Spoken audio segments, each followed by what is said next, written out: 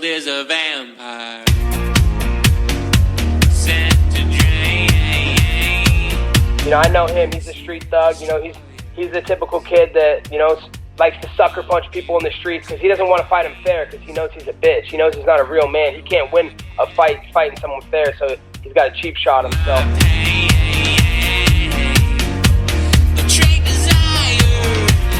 I can't wait to break those fake news teeth off your face out. At UFC 272, the bitter rivalry between Jorge Masvidal and Colby Covington came to a dramatic 5-round conclusion. The two went to war, and delivering on his promise, Colby ground Jorge down for 5 rounds. To be fair, Masvidal had his moments, but he never got any real momentum. It played out pretty much as Colby had envisioned. Immediately after the fight, a devastated Jorge apologized to his kids. Sorry to my kids, the only people I'll say sorry to. He later maintained that the beef wasn't over and would resume on site. None of it is personal, but it just sucks because this idiot talked about my kids, you know. He's still somebody if I see him out in the streets. 2 weeks later, Colby had a lively night in the tiles with the Nelk boys. He even got lucky with a lady who was, by all accounts, very attractive. You were just making out with this girl. Yeah, she was a smoke show. So then it's lit. Should we run it back again tonight or what? I think we have to. I think we should. Yeah, that'd be fun. Let's do it. Well, they did go out again, but unfortunately for Colby, this time the only thing he was kissing was goodbye to his teeth. Jorge ran up behind him as he left a steakhouse in Miami Beach, blindsided him and cracked him with a couple sucker punches to the face. He apparently fractured 2 of Colby's teeth while warning, "You shouldn't have been talking about my kids." A local MMA fighter now under criminal investigation after cops say he was caught on camera attacking another MMA star. Colby subsequently pressed charges and Jorge was arrested. The fallout has been extremely polarizing, but public opinion has favored Covington, and for a number of very valid reasons. Firstly, Jorge had 25 minutes, fair and square, to vent his frustration and settle the beef. But Colby was the better man. That's a big part of it for a lot of people, and it's true. Secondly, we all know about Jorge's street fighting past, and if you watch those videos, there was some type of fair play. 2 men meet, and in the end shake hands. Jorge is not a perfect guy, but you always got the sense that there is some type of coherent and in a certain way, honorable street philosophy that guides his decisions with regards to the administration of violence. But at least on the surface, there was nothing noble or honorable about the steakhouse beatdown. He wasn't looking for a one-on-one. He didn't want to straighten things out mano-a-mano. He wanted to quietly glide in, attack Colby from behind, inflict as much damage as he could, and as McGregor would say, bounce. So unlike some of his famous street fights, or even the Leon Edwards scenario, this seemed a little cowardly for the palate of many fans. Understandably, the majority have sided with Colby, and obviously, there's laws in place, which Jorge broke in an egregious manner. There's no defending it from a legal perspective. At the same time, there is an element of the scorpion and the frog, except in this case, it was kind of like 2 scorpions floating on a fucking balloon. After they signed that bout agreement, there was always a high probability it was going to blow up in their faces. They both should have been aware of the vicious and potentially self-destructive nature of both themselves and of their opponent. It always threatened to be an explosive collision.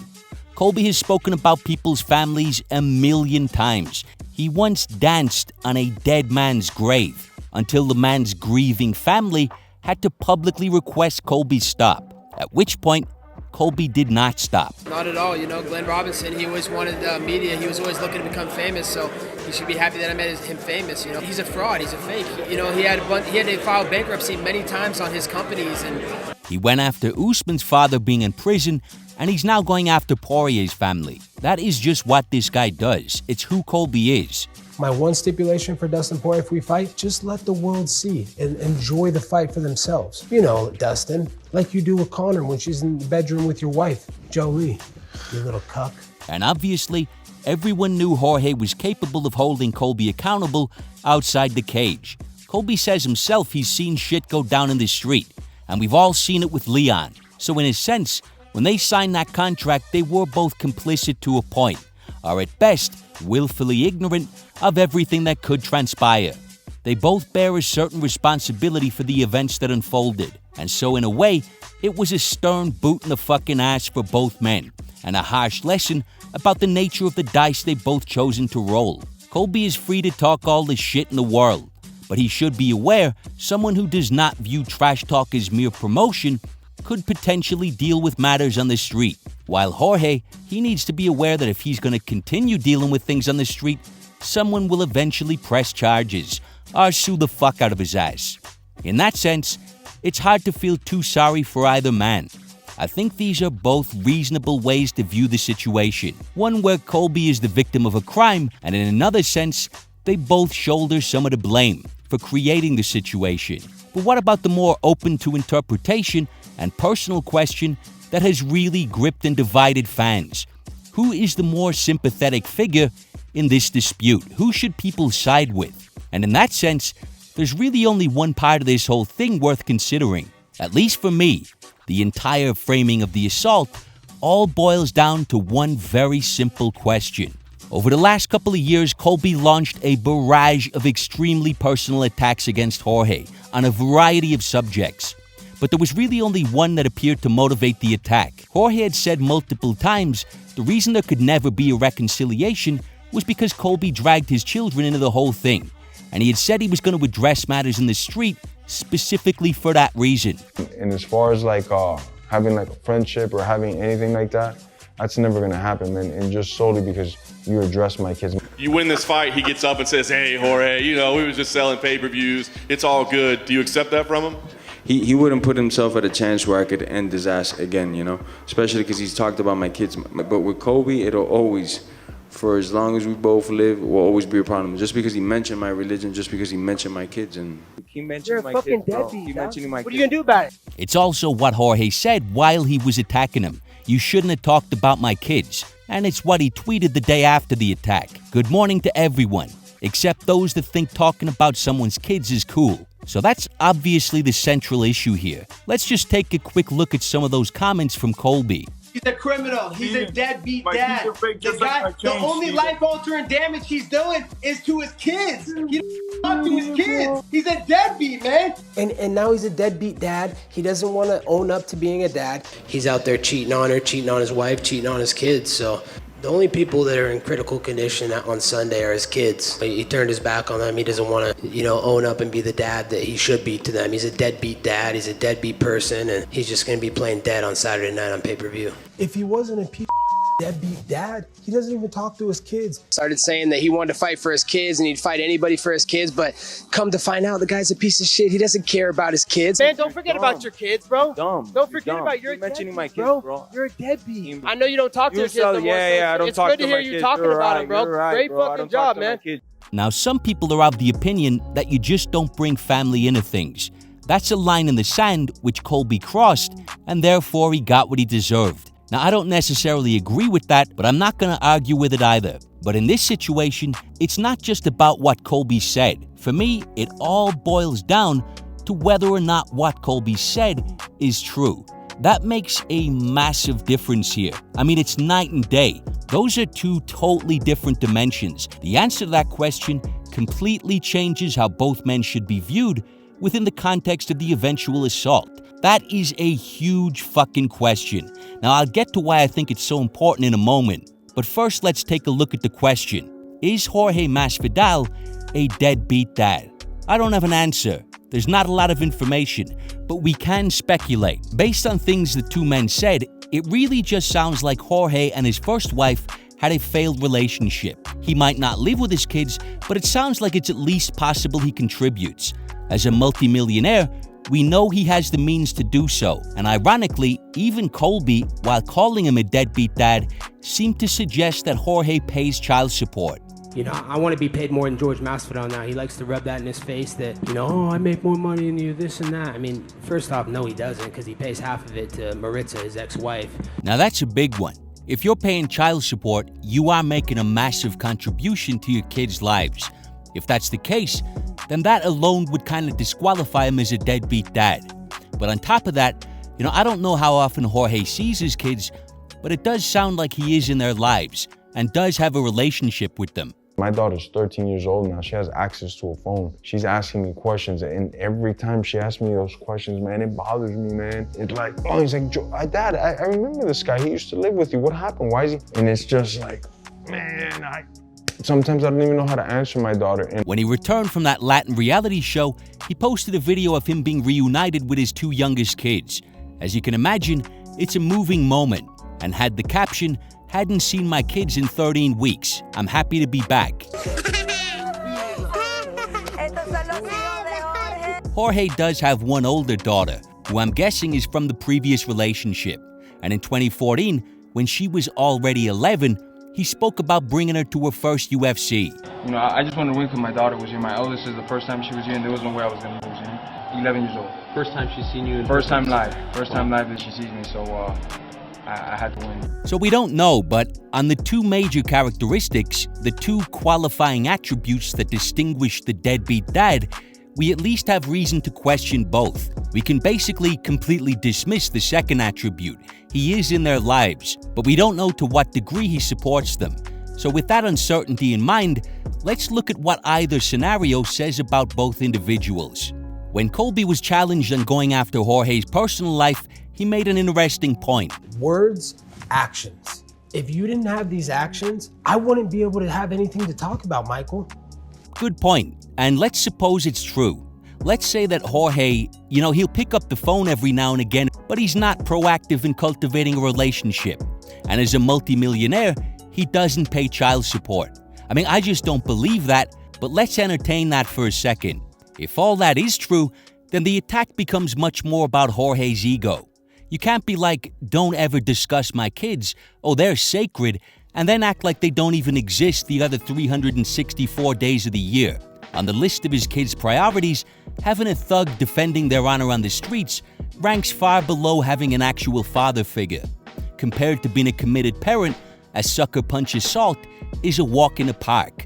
In this scenario, it just seems like he didn't like how Colby was fairly characterizing him and then used his kids that he doesn't seem to care about in any meaningful manner to justify assaulting Colby, knocking out his fucking teeth. Jesus Christ. It's a mess, and there's a clear contradiction. As a multimillionaire with the means to materially support his kids, if he simply chooses not to do so, then that sucker punch is hard to view as anything other than completely self-centered bullshit. And in my view, even if Colby crossed some lines, I really just cannot sympathize with Jorge on this. The whole thing remains kinda immature and cowardly. It's not a good look here. That's the whole argument out there, and that's how I initially viewed the whole thing. I was thinking things like, well, if Jorge's angry at someone about the deadbeat dad comments, maybe he should be angry at himself. But I think there's ample evidence that that's probably not the case. And if Colby is lying, then the whole thing becomes kind of monstrous and extremely dark on his behalf. If Jorge does contribute and does have a relationship with his kids, and Colby is out there mischaracterizing him on such a sensitive topic, putting it out there that he's a piece of shit deadbeat dad who doesn't care about his kids, doesn't even talk to them, then that is a vicious fucking lie. That will legitimately change how people view Jorge, especially as a multimillionaire. And you can see that in how the public have responded. That is just heinous trash talk. It's borderline sadistic. This was not a G.I. Jane joke. We're talking about using someone's relationship with their fucking kids in a dishonest manner to try to destroy that person's reputation. Colby tried to frame Jorge as a selfless, thoughtless millionaire who wouldn't put his hand in his own deep pockets to help his own fucking offspring. That is what a deadbeat dad is. Now let's just look at some of these clips again, but this time consider them within the context of Jorge actually being a decent, well-intentioned father. This just looks psychotic, and it's extremely ugly. The only life-altering damage he's doing is to his kids. He doesn't want to own up to being a dad. The only people that are in critical condition on Sunday are his kids. He turned his back on them. He doesn't even talk to his kids. Come to find out, the guy's a piece of shit. He doesn't care about his kids. In this scenario, Colby was spreading that lie to millions. And there's that whole thing people say, oh, he had 25 minutes. But if Colby's lying, that 25 minutes, it's actually a credit to Jorge. That's an argument in Jorge's favor. In this scenario, every time a microphone breezed past the face of Colby Covington, he was deliberately spreading a malicious fucking lie that involved Jorge's relationship with his kids, character assassination after character assassination, framing him as a heartless father, and Jorge, a known street fighter, a man prone to violence, showed some heroic restraint and tried to close Colby's mouth in a sanctioned legal setting. In the aftermath of the fight, where Colby was the victor, Colby continued running his mouth on the subject. So he's just never gonna stop spreading this lie. He's imploring millions of people to disregard Jorge as a careless, carefree piece of shit. You know, he's there on Submission Radio a week after the fight, basically nominating Jorge for the most worthless father of the fucking year award. I mean, what the fuck do you do at this point? I asked him to leave my kids out of it. I then fought him fair and fucking square. He won, and he still won't shut the fuck up with this lie to hundreds of thousands of people at a time. I mean, it's maddening to even think about that. It was an easy fight. He's a deadbeat dad. He's a piece of shit fighter and just sucks at fighting, but at least he tried, you know? And in this scenario, what does that 25 minutes say about Colby? Like they say, when you share the octagon with someone for 25 minutes, you gain some type of respect. Colby didn't gain a modicum, the minimum shred of respect required to stop spreading a malicious lie that was infuriating Jorge and affecting his family life. I mean, the first thing Jorge said in the cage when he was exhausted and devastated was, "I want to apologize to my kids." And even still, Colby would not show one iota of mercy. Even on that one single point, he would not relent. I'm sorry, but I just don't see how anyone can defend or side with Colby in this scenario. Teeth are no teeth. To chew are not to chew. How could you defend that? In this scenario, all my sympathies lie with Jorge. 100%, no question about it. So you can see these two scenarios are night and day, and they cast the two men in drastically different lights. The truth really matters here. Unfortunately, I don't know the reality of the relationships involved. I can only speculate. But based on the information we do have, although he took matters into his own hands in an unacceptable manner, I do think Jorge Masvidal is probably the real victim here, and a victim of some seriously twisted shit.